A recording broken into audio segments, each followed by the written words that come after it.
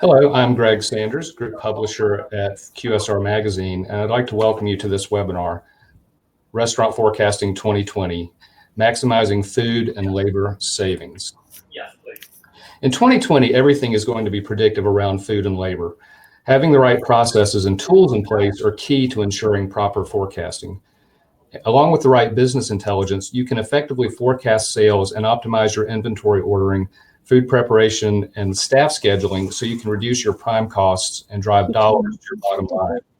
This is the topic we'll be exploring today.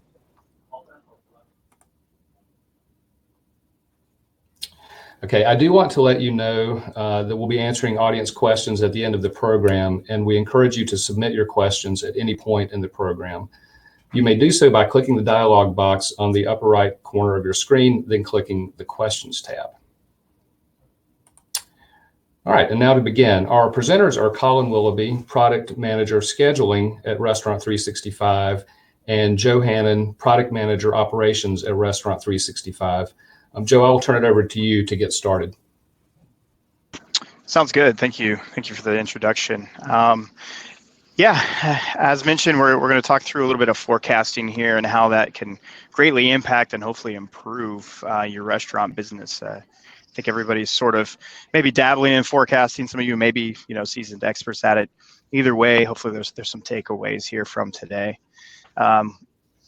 With regard to this, why it's important for your restaurant. We're going to talk how you can reduce your food costs, and then on the labor side with Colin, he's going to talk about how it's vital for scheduling and labor cost savings. So just a high level kind of overview of where we're headed here today.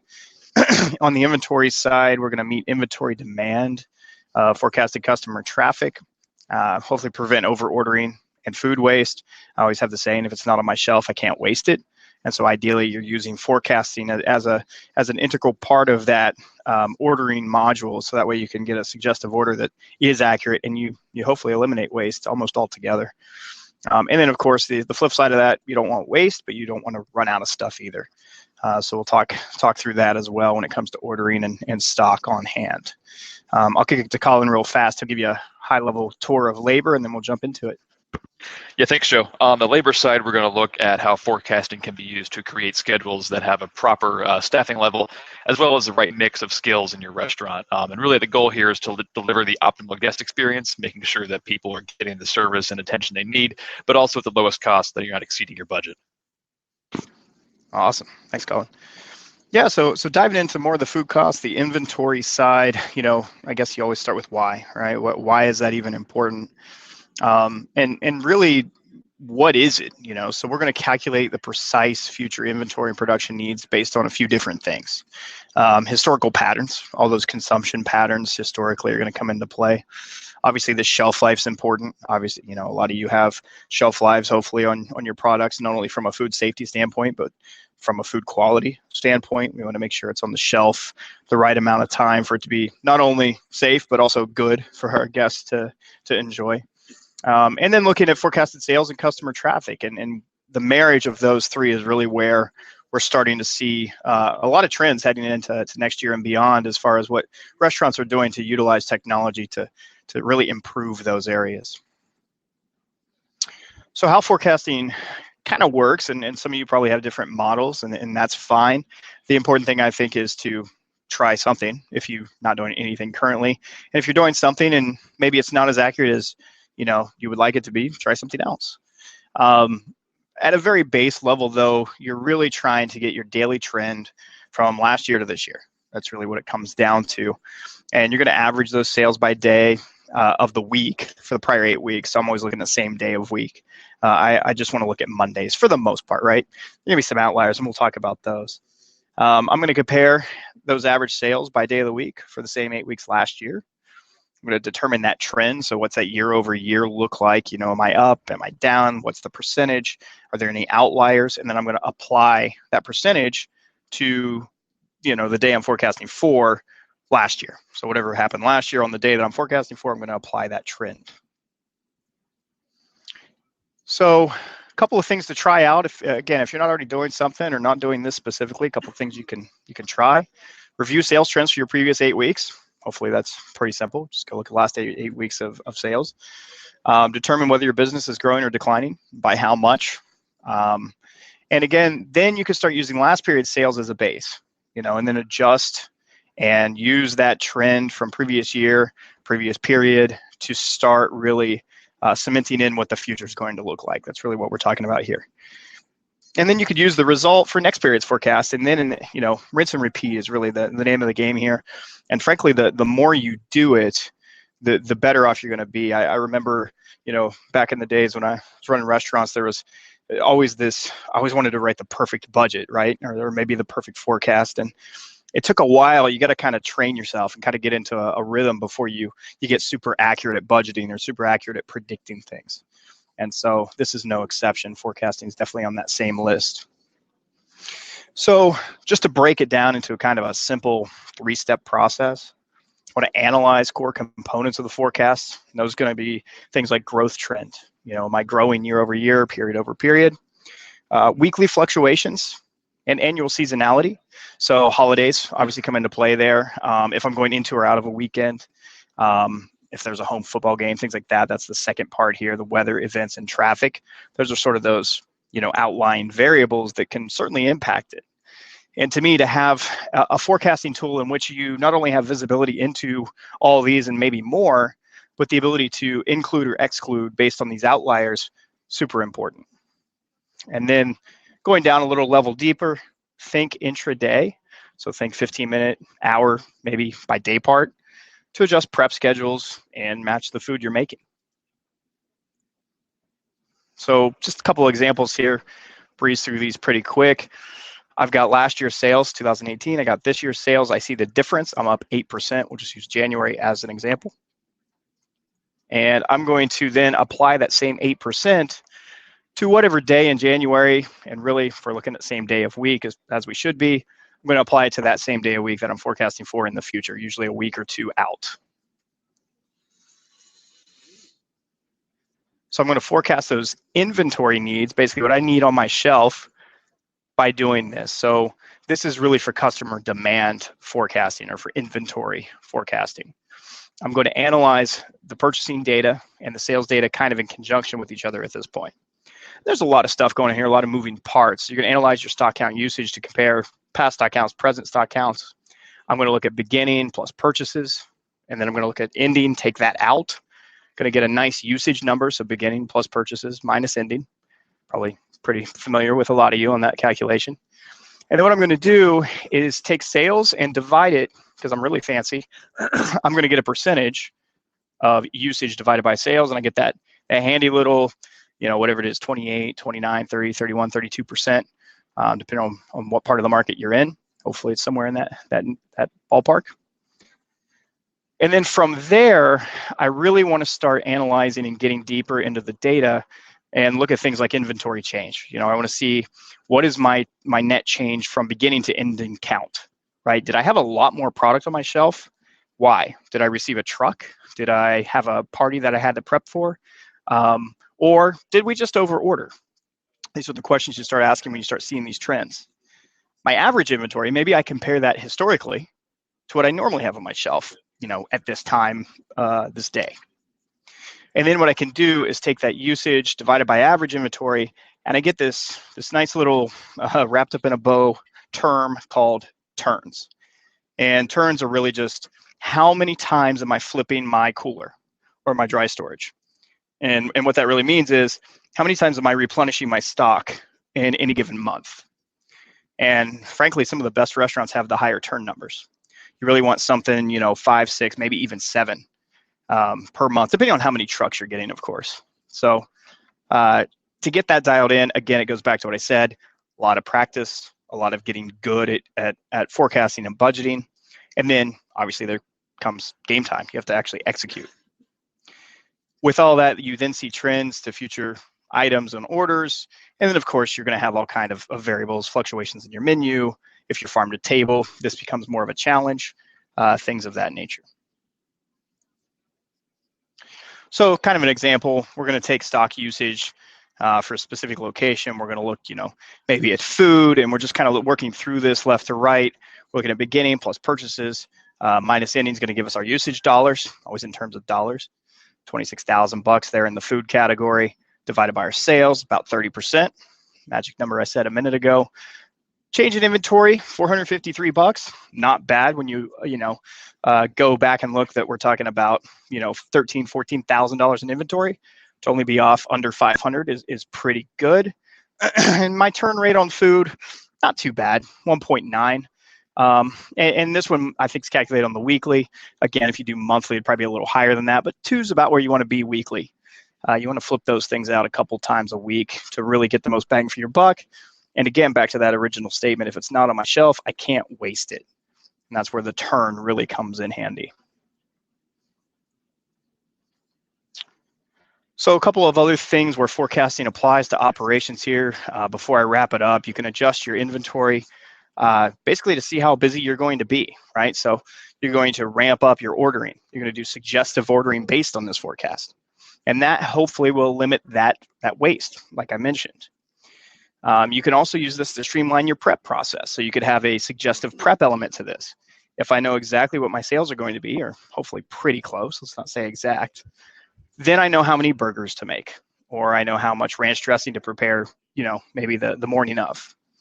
And so this can really help out with, again, limiting the amount of finished goods you have. You want the exact right amount, right? That's the ideal world.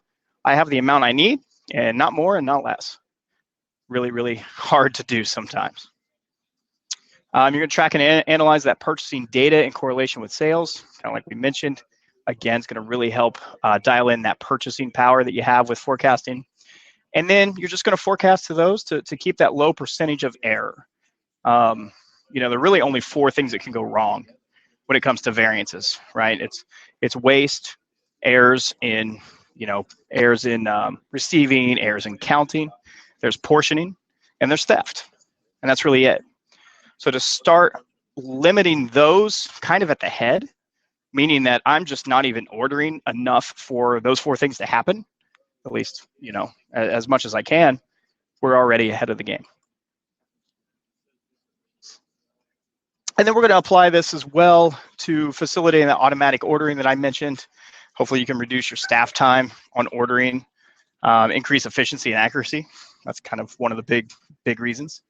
Get your ideal usage from your menu mix. That's going to be coming in and kind of tying all this out so you can run that actual versus theoretical magical report that everybody's looking for. And then predict your actual usage based on what you typically go through in a week. And that all comes in kind of at a confluence in the suggestive ordering mode, basically. I like suggestive ordering based on actual usage per 1,000 personally. And I could talk more about that in the Q&A. But this is basically where sales forecast, the historical consumption power patterns, my actual usage history. And then I can configure par levels and on-hand levels as well. And maybe you don't need PARs if you're using actual usage per 1,000. If you have a powerful enough software that's doing that calculation for you, PARs start to become less and less reliable. PARs are typically human-driven, and I've got to physically give effort to that. So sometimes automation in that department's better, sometimes not. Sometimes PARs you want to go with. So having that flexibility is definitely important. And then finally, last thing I really want to say on the food cost side of forecasting before I turn it over to Colin, we're going to use it to save on those food costs kind of at that high level. So I want to know how much to prep based on forecasting recipe shelf life. We talked about that with suggestive prep. Log those prep recipes historically, so that way we can see the trends and under production stats. That way you know what to do in the future because of what happened in the past. We're going to save time on multiple simultaneous prep log productions, hopefully not over prep and not double prep and triple prep, which happens sometimes. And then finally, we want to get that recipe cost dialed in by location. That way that thing is, part of that P&L, and the P&L is starting to get trimmed as much as we could trim it on the cost of goods side. So with that, I'll kick it over to Colin to talk through the forecasting on labor. Hey, thanks, Joe. So forecasting is also crucial for controlling your labor costs. Really, you want to use it to identify how much staff you need to perform which tasks and at what time. And the benefit comes with being able to deploy your optimal amount of labor accurately. to the sweet spot that ensures both a positive customer experience, but also keeps you within your labor budget. So really with the forecasting side of things, it comes down to 4 different tasks that occur on different frequencies. So you want to break down your sales forecast for the day into periods throughout the day, so you can track the flow of labor that you'll need. Translate that period sales forecast into your labor needs. Schedule, obviously, the actual act of scheduling the employees to match that labor need. And then probably most importantly, you want to manage that in real time, since your actual never really truly matches your forecasted. So first, as far as identifying the time periods that you want to use, you have your day forecast, but we need to get that down into actionable periods throughout the day that you can use. So really you want to look at what's the smallest period of time that would be impacted from a scheduling perspective by a shift in sales. And this really comes down to your personal situation. Depends on ticket times really. So your QSRs may be narrowed down to 15 minutes. Your full service with your longer ticket times, you may be at day part or hour somewhere in between there. So once you have that down, you want to gather your historical data. And from that, you want to review your historical sales by ticket within each time period from your sales ticket, from your POS data. And this can be pretty labor intensive depending on what software you're using. But really what you're looking for here is to get an average sales amount per time period. So for example, this gives you your distribution of sales throughout the day. So from your Friday sales, for example, are going to be differently distributed across the day than your Sunday sales. And really want to get into an average sales amount for each period within that day. And then this applies to your upcoming forecast. So just to walk through a quick example here, let's say your average daily sales based on your forecasting for the last 8 weeks comes out to $5,000 per day on average. And throughout those days, your average sales from 12 noon to 1 p.m. are $600. So you can say on average that 12% of your sales occur between noon and 1 p.m. Looking forward with your forecast, if you're expecting an $8,000 day based on your trends, you can also expect 12% of that amount of sales to happen within the same time period, that noon to 1 p.m., in which case this would be $960 of sales for that hour. So that's what you're using to forecast, and then you can use this to also forecast your labor.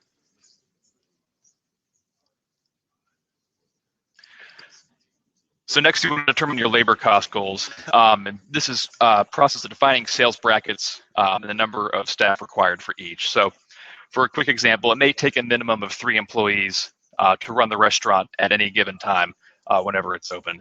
So at some point, though, as your sales increase, you're going to need to add a 4th and then a 5th person. So labor does become more efficient as you add it typically. So you may need to add your 4th person after a $70 increase in sales per hour, but you may not need to add your 5th until you have additional 100 on top of that. So really just kind of, this is very situation dependent. You can use reporting to kind of see what's worked in the past to kind of arrive at this. And just keep in mind your sales per labor hour and labor percent for the day. So your labor percent goal for the day as a percentage of sales is kind of an overall goal. It's going to fluctuate throughout your busy and slow periods. So really you want to craft those brackets to help you hit that goal for the day. So when you do this, you arrive at what is called a labor matrix or a labor guide. You use this guide along with your forecast for your hourly sales to help determine how much labor you need for each period throughout the day. Now, this is just a guide, so you want to use your managerial experience and knowledge as well as some common sense to adjust and smooth out your forecast. So, for example, if you're forecasting based in your last 8 weeks, all those weeks have been sunny. This week is going to be a hurricane all week, hurricane season. You probably want to level it down a little bit for the entire week. Or conversely, if you know that there's a holiday on a certain day that typically drives an increase in sales, you probably want to bump that day up across the board. So now that you have your labor guide, your hourly sales forecast, and you've used those to create your labor needs, you then want to actually schedule the employees to those labor needs. And really, this is pretty straightforward. You want to obviously make sure you have the people that are able to perform the job assigned to the correct job. But it goes a bit beyond that as well. Taking into account things like availability and time off, employee preferences, maybe they prefer to work certain days and not others. This is all important from a long-term perspective. Keeping the employees happy is also a good goal of scheduling.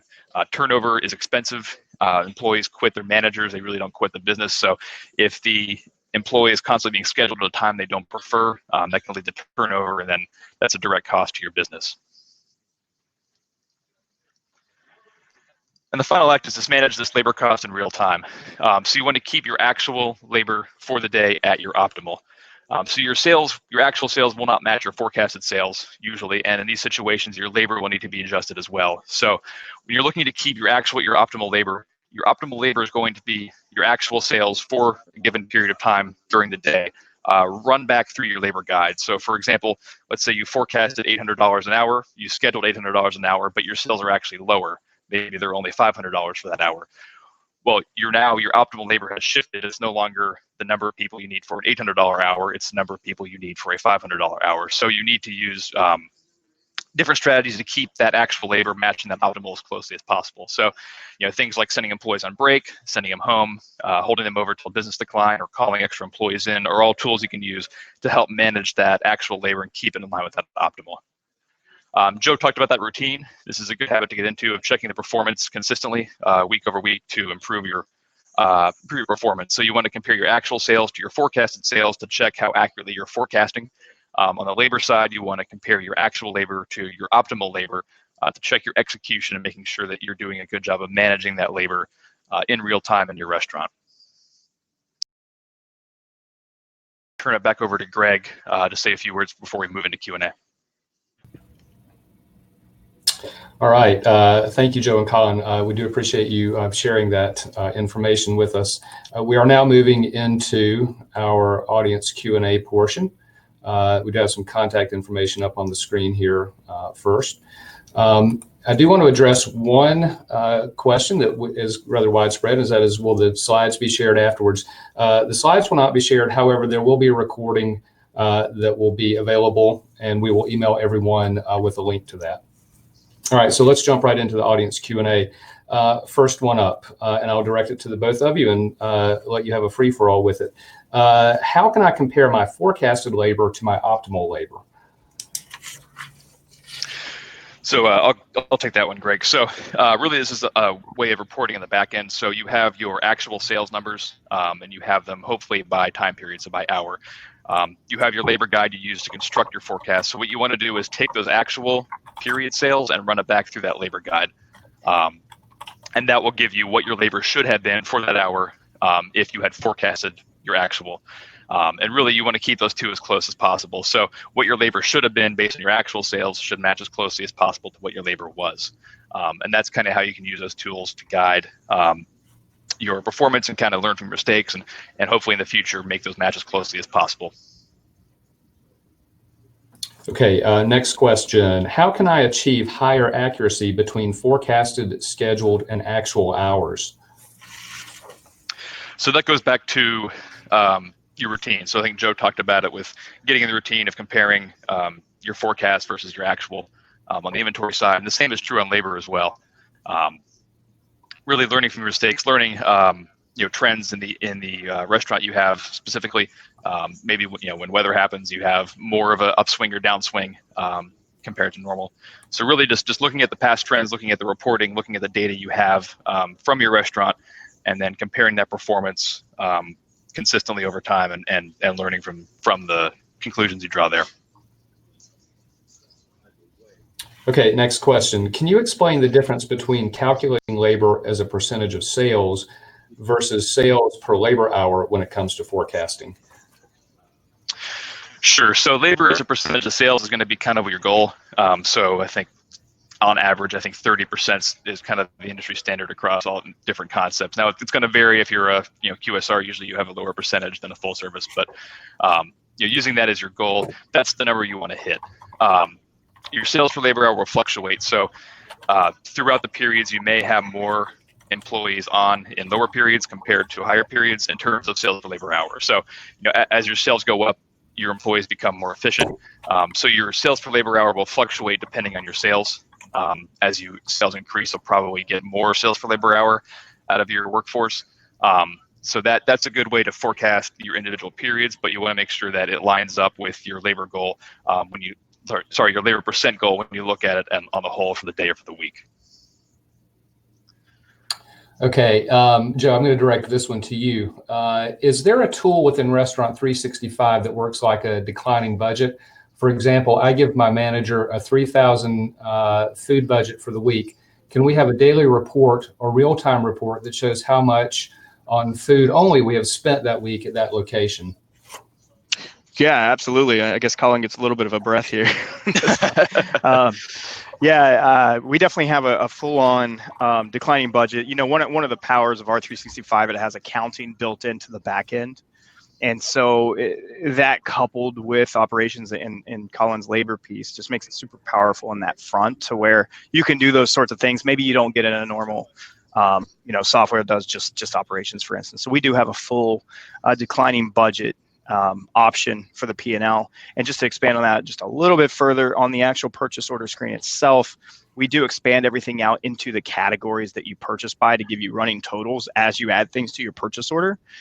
So that way it doesn't really do a declining budget right on that screen, but at least you can see, hey, I know where I should be, and now I can see what my total is in dairy, for example, if you go that detailed on your budget. Okay, Joe, I think this question is also for you. How often should I forecast for purchasing?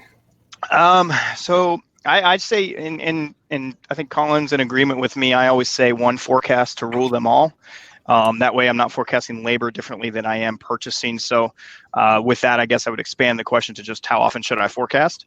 And my answer to that would be as often as you can, and really what that means is as quickly as you can, meaning that if you want to use, let's say I'm forecasting for, what is today? Today's Thursday, I think. I've lost track. I'm trying to forecast for Friday, right? Well, I've got to wait for Friday's sales. Let's say I'm forecasting for next Friday, not tomorrow. I got to wait for tomorrow, Friday sales to be finalized from my point of sale before I can get super accurate forecasting for the following Friday. So the earliest I can do it's usually about a week ahead. It's usually plus 6 days really is what it comes down to. You have to wait for that day to finish. So that's what I would recommend is basically a week ahead plus those 6 days. So that way you're always about a week ahead of the game. And you can always use forecasting and ignore last week or even 2 weeks ago if you want to get even further ahead of the game and just tweak as those weeks finalize. So a little bit of playroom there, but I would say at least that often. Yeah, Joe, to totally agree there on that. It's important to have the unified forecast, especially in areas where it overlaps, like prep, for example. You know, you need to make sure you have enough on hand from an inventory perspective to prep, but it also takes labor to prep. So really having two separate forecasts for there can run into some issues. So definitely agree on the one forecast. The other part I'd say to you about forecasting as often as possible, I think really there you're just kind of limited by the technology you use.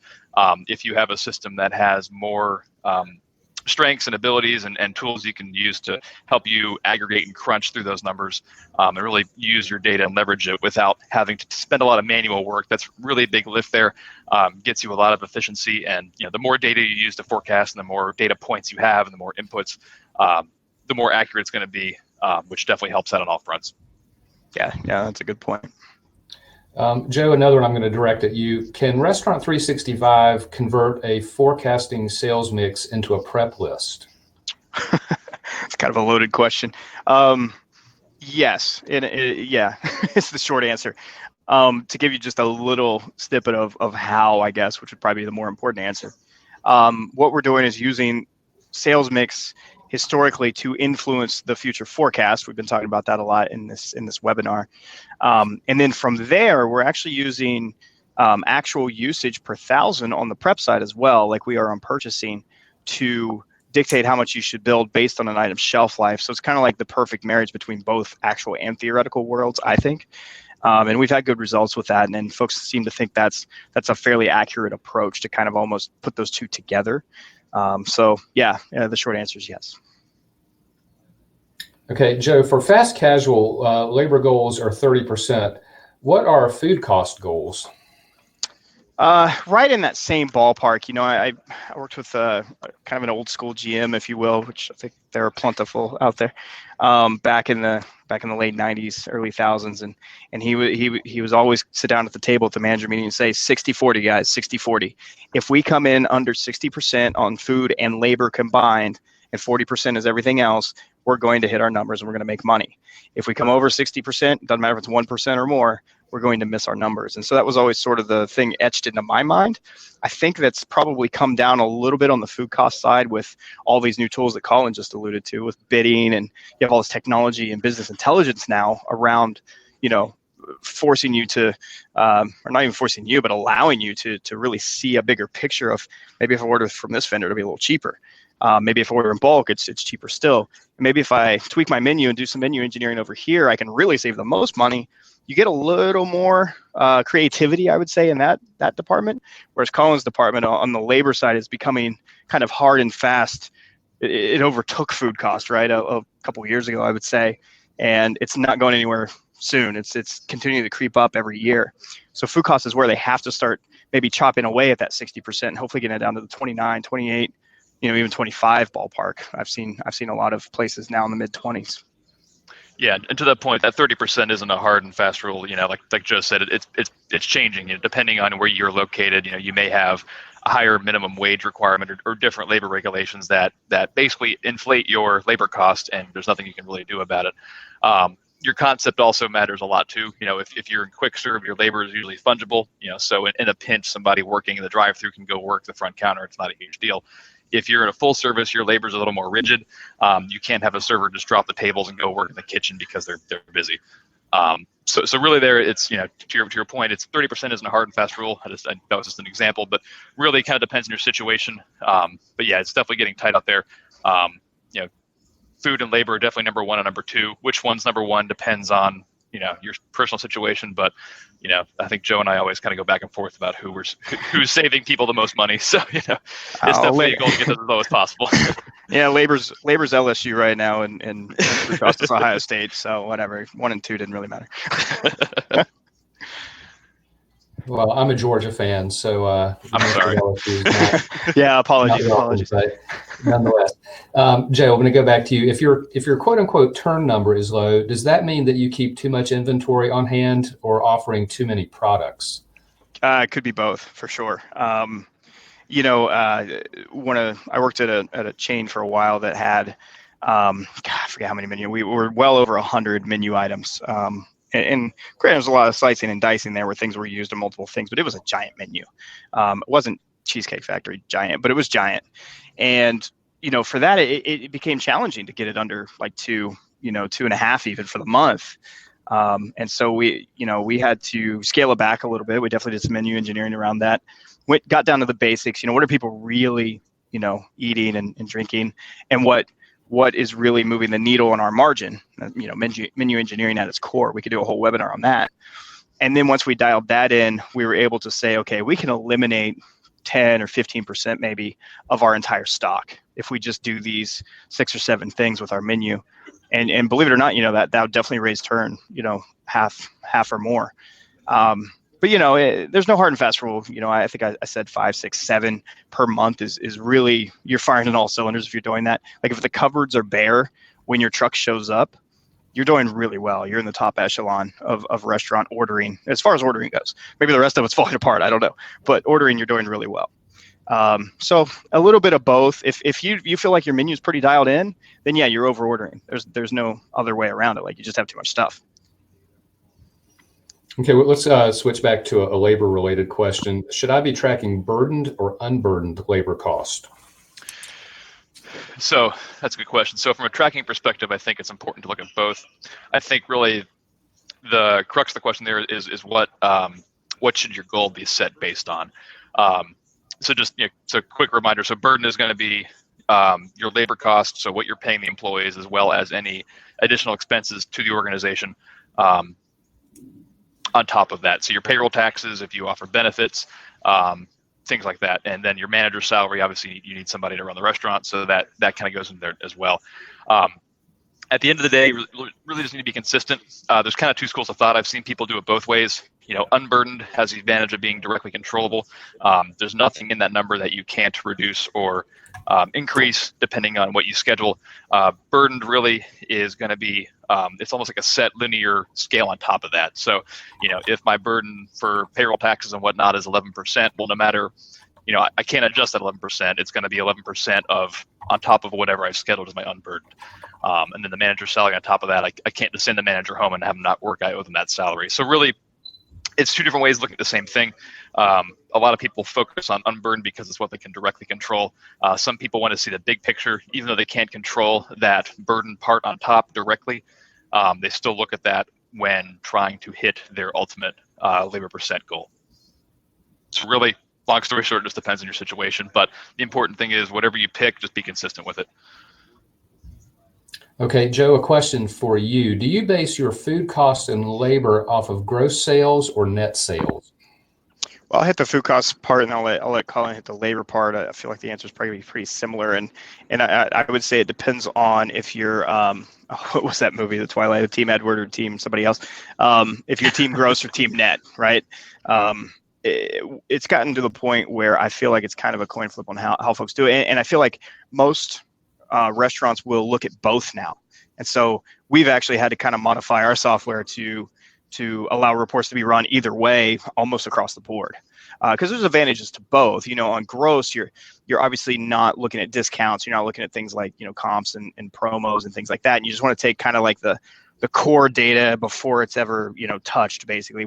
How am I doing against that?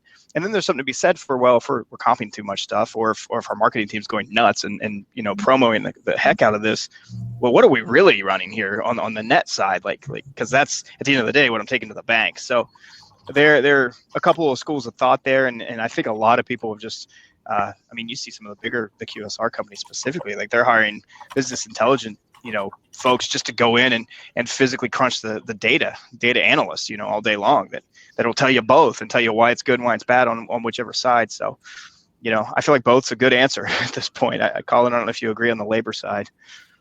Yeah, for the most part, it's kind of like your burdened and unburdened people. It's pretty common to see both, and to your point about the reports, we did the same thing with gross and net and burdened and unburdened on the labor side by offering options for both.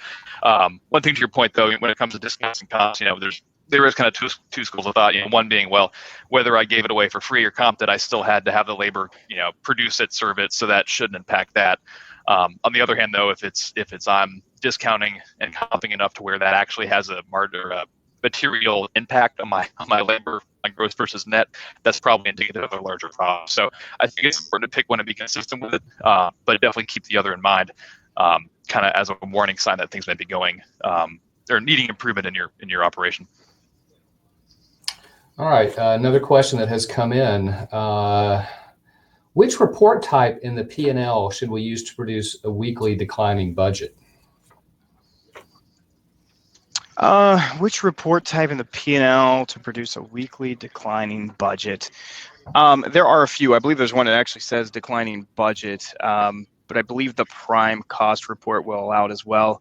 Haven't really gotten in deep with the P&L in the last few months, so I'm a little rusty on ours specifically, but there are at least 2 or 3 in there that will allow you to line up the budget next to it. So I would have to get our internal team, the CES team, to reach out and answer that more fully. Okay, looks like we have just a couple more questions. Aside from sales, what else should I consider when forecasting labor? Yeah, so sales is a good place to start. That's probably going to be your biggest driver overall. Depending on how advanced your processes are, and what sort of abilities you have from your software, right? There's some opportunities to get a little more detailed. So a couple of things come to mind. And Joe, I'll turn it over to you afterwards so you can fill in any gaps. But I think product mix is a big one. So for example, if you're running an operation with both, your restaurant and your bar, as the night gets later on those, Thursday, Friday, Saturday nights, your sales is going to shift from being mostly restaurant, the food side, to the bar area. So really making sure that you don't have a full kitchen staff when really all you need is a bunch of bartenders at the end of the night. So I think, if you want to get more advanced, looking into where your sales are coming from is big.